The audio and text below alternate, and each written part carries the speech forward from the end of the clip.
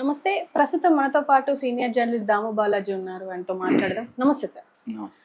Sir YS Jagan మాజీ ముఖ్యమంత్రి నిన్న అసెంబ్లీకి వచ్చి 10 నిమిషాలు ఉండి వెళ్ళిపోయారు. అంటే హాజరయ్యారు అనర్హత వేటు వేయకుండా అని చెప్పేసి అంటున్నారు.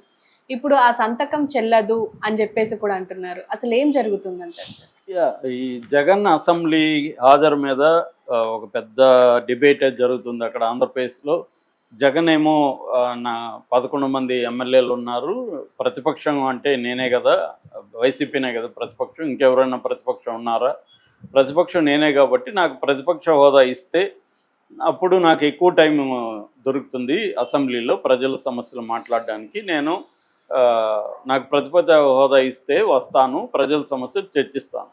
ఇవ్వకపోతే నేను అదే టైంలో బయట మీడియా పాయింట్లో మీడియాతో మాట్లాడతాను, బయట నేను ప్రతిపక్షంగా వ్యవహరిస్తాను, ప్రజల తరఫున ఉంటాను. అంటే ప్రజల సమస్యల్ని అసెంబ్లీలో చర్చించాలంటే నాకు ప్రతిపక్ష హోదా ఇవ్వాలి అనేది జగన్. అంతవరకు బాగానే ఉంది, ఆ డిమాండ్ ఎవరైనా చేయొచ్చు. ఎందుకంటే 94లో కూడా ఓన్లీ 26 సీట్లు వచ్చిన కాంగ్రెస్కి ప్రతిపక్ష హోదా ఇచ్చారు. అప్పుడేమి 10% అనే రూల్ లేదు. సో ఇచ్చారు అప్పుడు ఆయన మన జనార్దన్ రెడ్డి, పిజే జనార్దన్ రెడ్డి ప్రతిపక్ష నాయకుడిగా కూడా ఉండేవాడు ఆ టైంలో. అప్పుడు ఎన్టీ రామారావు ఉన్నాడు, దాని తర్వాత 95లో చంద్రబాబు సీఎం అయ్యాడు, 99 వరకు అలాగే జరిగింది. అట్లాగే ఢిల్లీలో కూడా ఒకసారి అలాగే ఇచ్చారని చెప్తారు. అది అంటే అసెంబ్లీలో టోటల్ మెంబర్స్లో 10% ఉంటేనే ప్రతిపక్షం గుర్తించాలి అన్న రూలు విషయంలో ఎవరు భిన్న అభిప్రాయాలు వాళ్ళది క్లారిటీ లేదు దాని పట్ల. సో అది అందువల్ల జగన్ అడగడం న్యాయమా అన్యాయమా అనే దాని పట్ల లీగల్గా క్లారిటీ లేదు. మోరల్గానే మాట్లాడతారు, పొలిటికల్గా మాట్లాడతారు. నీకు జనం ఇవ్వలేదు కదా, మేమెందుకు ఇవ్వాలనేది తెలుగుదేశం వాళ్ళ ఆర్గ్యుమెంట్. వాళ్ళు జనం అట్లా అనుకుంటే జనం మాకు 40% ఓట్లు వేశారు కదా, సో 40% మాకు ఇచ్చినారు కదా జనం, అట్లా అనుకుంటే మీరు అడిగింది 10%ఏ కదా, మాకు 40% ఉంది కదా, ఆ రకంగా అయితే అని వాళ్ళు.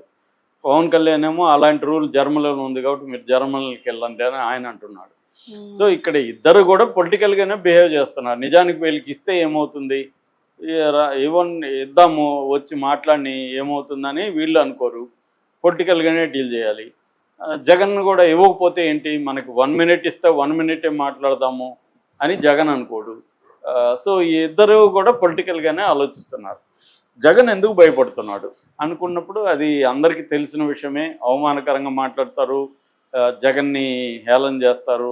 11 మంది ఉన్నారు కాబట్టి వీళ్ళని ఒక ఆట ఆడుకుంటారు వాళ్ళు. ఎందుకంటే ఒకప్పుడు 23 మంది ఎమ్మెల్యేలు తెలుగుదేశానికి ఉన్నప్పుడు అందులో 4 ఇటు బయటకు వచ్చేస్తే 19 మంది ఉన్నారు. 19 మందిని జగన్ ఒక ఆట ఆడుకున్నాడు, జగన్ అండ్ కో బ్యాచ్. దాన్ని భరించలేక, ఆ టార్చర్ భరించలేకనే చంద్రబాబు అసెంబ్లీని బాయ్కట్ చేసి ఆయన వెళ్ళిపోయాడు. సీఎం అయినాక అడుగు పెడతాను ఒక భీషణ ప్రతిజ్ఞ చేసి ఆయన వెళ్ళిపోయాడు.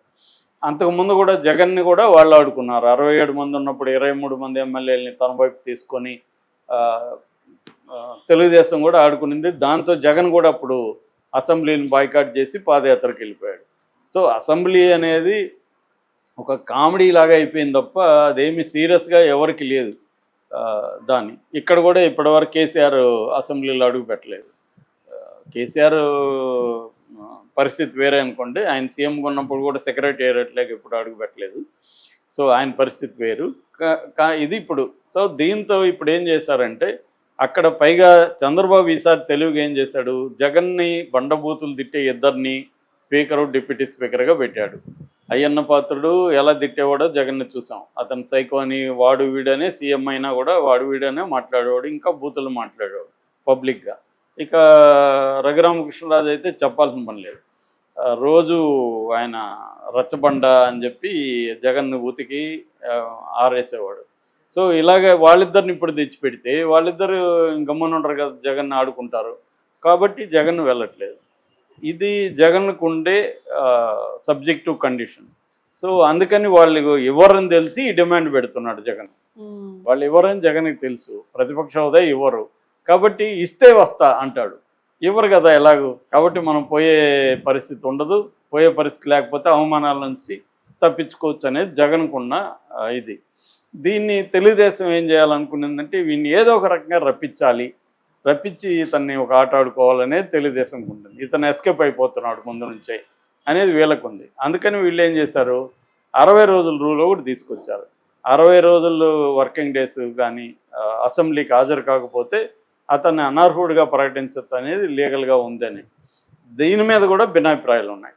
దీని మీద మామూలుగా బీబీసీ ఒక కథనం ఇచ్చింది. దాని ప్రకారం ఆర్టికల్ 190(4) ప్రకారం ఎవరైనా ఒక వ్యక్తి 60 రోజులు కానీ అటెండెన్స్ లేకపోతే అసెంబ్లీలో ఆ సీటు ఖాళీ అని డిక్లేర్ చేయొచ్చు స్పీకరు అని ఉంది.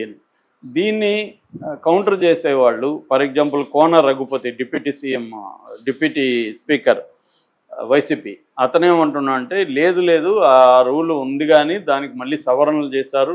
ఆర్టికల్ 208(1) ప్రకారం కొన్ని రూల్స్ వచ్చాయి.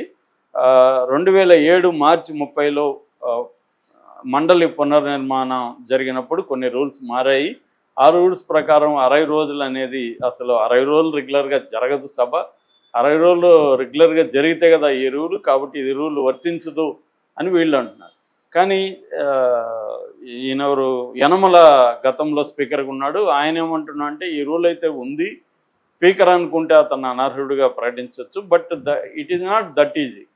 అంత సింపుల్గా ఆయన ప్రకటించేయడం కష్టమవుతుంది, అది చాలా కాంప్లెక్స్ వ్యవహారం అని ఆయన అంటున్నాడు. ఏదేమైనా వీళ్ళు బెదిరించదలుచుకున్నారు ఈ రూల్ పెట్టి. ఏముంది, స్పీకర్ డిక్లేర్ చేసేస్తాడు, చేసినప్పుడు ఉప ఎన్నికలు వచ్చేస్తాయి, కోర్టుకి వెళ్ళాలి, కోర్టుకి వెళ్తే కోర్టులో స్పీకర్ మీద కోర్టులో విషయాలు త్వరగా తేలవు. కాబట్టి ముందు అసలు ఒక హంగామా చేయొచ్చు, చూడు జగన్ అసెంబ్లీలో ప్రజల సమస్యలు మాట్లాడడానికి రావట్లేదు అనేది పొలిటికల్ యాంగిల్లో జగన్ని ఇబ్బంది పెట్టచ్చు అనేది కూటమి ఉండే స్ట్రాటజీ. దీన్ని బ్రేక్ చేయడానికి జగన్ ఏం చేశాడు, సో 60 రోజులు వరుసగా రాకపోతే కదా ఒకసారి వెళ్ళి అటెండెన్స్ వేసేసి వచ్చేద్దామని మొన్న గవర్నర్ ప్రసంగం జరుగుతున్నప్పుడు వెళ్ళి రిజిస్టర్లో సంతకం పెట్టి ఒక 10 నిమిషాలు ఉండి ఏదో ఒకటి గవర్నర్కి వ్యతిరేకంగా స్లోగన్స్ అవి ఇచ్చి వచ్చేసారు. సో ఇప్పుడు అందరూ ఏమనుకున్నారు, జగన్ భలే వ్యూహం వేశాడు, వెళ్ళినట్టు ఉన్నాడు, అక్కడ 10 నిమిషాలు కూడా లేడు, మొత్తానికి వచ్చేసాడు, ఎస్కేప్ అయ్యాడు అని అనుకున్నారు. కానీ ఇప్పుడు ఇంకొక వార్త ఏంటంటే తూచ్ అంటున్నారు, అలా సంతకం పెడితే కుదరదమ్మా, ఎందుకంటే గవర్నర్ కానీ లేదా పార్లమెంట్లో ఆయన రాష్ట్రపతి కానీ ఉభయ సభలను ఉద్దేశించి మాట్లాడేటప్పుడు అది సెషన్గా పరిగణించరు, అసెంబ్లీ సెషన్గా దాన్ని పరిగణించరు. అసెంబ్లీ సెషన్గా పరిగణించినప్పుడు నువ్వు అసెంబ్లీ సెషన్కి వచ్చినట్టుగా లేదు, సంతకం పెట్టచ్చు, కానీ అసెంబ్లీ సెషన్కి రాలేదు కాబట్టి ఆ సంతకం చెల్లదు అని వీళ్ళు మాట్లాడుతున్నారు. దానికి వైసీపీ వాళ్ళు ఏమంటున్నారు, నువ్వు అసెంబ్లీ సెషన్ అన్నా పెట్టుకో, గవర్నర్ ప్రసంగం అన్నా పెట్టుకో, ఇంకొకటి పెట్టుకో, సంబంధం లేదు, అది అసెంబ్లీ జరిగినట్టే. సంతకం పెట్టి అట్లాంటప్పుడు రిజిస్టర్ ఎందుకు పెట్టారు మీరు? ఆడ రిజిస్టర్ పెట్టకూడదు కదా. రిజిస్టర్ పెట్టారంటేనే అది అసెంబ్లీ సెషనే. అది సెషన్ అంటే డిస్కషనా, గవర్నరా, ఇంకోటి, అసెంబ్లీ జరిగినట్టు, అసెంబ్లీకి హాజరైనట్టు అని చెప్తున్నారు. సో మళ్ళీ ఇక్కడ స్పీకర్ ఉండే డిస్క్రిషనరీ పవర్ ప్రకారం దీన్ని నేను గుర్తించను అన్నాడు అనుకోరు స్పీకరు, ఏం జరగచ్చు అంటే ఏదో ఒక రకంగా వాళ్ళని వీళ్ళు ఇబ్బంది పెట్టాలి, వీళ్ళు వాళ్ళ ఇబ్బందులు పెట్టాలనేదే డ్రామా నడుస్తుంది. కానీ ఇక్కడ ప్రజల సమస్యల మీద చర్చించడం అవసరం అన్న యాంగిల్లో లేదు.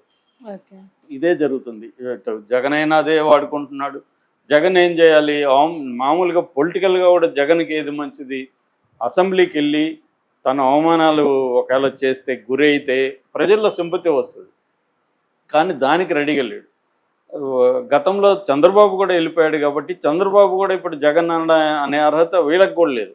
ఎందుకంటే చంద్రబాబు అప్పుడేమన్నా ప్రజల సమస్యల కోసం అసెంబ్లీలో ఉండి అవమానాలు ఎదుర్కొనైనా ఉంటానని అన్నాడా? ఆయన కూడా వెళ్ళిపోయాడు కదా ప్రతిజ్ఞలు చేసి. జగన్ కూడా గతంలో వెళ్ళిపోయాడు కదా, కేసీఆర్ ఇప్పుడు రాలేదు కదా. సో ఇలాగా వీళ్ళందరూ ఇలాగే ఉన్నారు. గతంలో బాలకృష్ణ లాంటి వాళ్ళు హాజరు చూస్తే నవ్వు వస్తుంది అసెంబ్లీకి. ఆయన ఎప్పుడు వచ్చేవాడు కాదు, ఇప్పుడు కూడా ఆయన ఎప్పుడు అసెంబ్లీకి పోతున్నట్టు మనకి అసెంబ్లీలో బాలకృష్ణ కనపడడం చాలా రేరు. సో చాలామంది రావట్లేదు, మరి వాళ్ళ మీద ఏం చర్యలు తీసుకుంటున్నారు? రాజ్యసభలో కూడా అంతే, చాలామంది రాజ్యసభలో అసలు సచిన్ టెండూల్కర్ అలాంటి వాళ్ళు అసలు ఎప్పుడు కనపడరు. అంటే వీళ్ళని ప్రజలు ఎన్నుకున్నప్పుడు ఖచ్చితంగా అసెంబ్లీకి వెళ్ళాలి. జగన్ కనీసం చంద్రబాబు చేసిన తప్పు కావచ్చు, తాను గతంలో చేసిన తప్పు కావచ్చు చేయకుండా వెళ్ళాలి. వెళ్ళి అవమానాలు పడి అప్పుడు జగన్కి చెప్పుకోవడానికి కూడా ఒక రీజన్ ఉంటుంది.